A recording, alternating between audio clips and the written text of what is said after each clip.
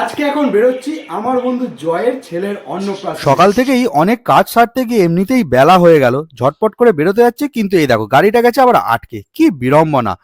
যাই হোক, বেরিয়ে তো পড়েছি, কারণ অনেকটা দূর যেতে হবে। আর এই দেখো রাস্তায় চোখে পড়ে গেল তরুণ সঙ্গের গোল্ডেন টেম্পল। তোমরা কালী ঠাকুর দেখতে আসছো তো? প্রীতিও কিন্তু আমার পিছনে বসে আছে, কারণ ওর স্টুডিওতে যে কাজ আছে। তো ওকে টাটা করে চলে এলাম নুঙির সোনার তরী লজে। আর এখানে ঢুকতেই দেখো ওয়েলকাম বোর্ড চোখে পড়ে গেল। তো আজকে কি? আজকে হচ্ছে আদিত্যর শুভ অন্নপ্রাশন। এই হচ্ছে মিষ্টি সোনা আদিত্য, আজকের সেন্টার অফ অ্যাট্রাকশন। চলো ওর সঙ্গে কিছুটা টাইম কাটালাম। আর এই যে আমাদের লসার এসছেন, এবং তার সাথে অনেক কলিগের সাথে দেখা হয়ে গেছে, খুব ভালো লাগছে। তারপর চলে এলাম স্টার্টারে, কারণ খিদে খিদে পাচ্ছে। স্টার্টার খেয়ে আর ঠান্ডা লস্যি নিয়ে প্রাণটা জুড়িয়ে গেল।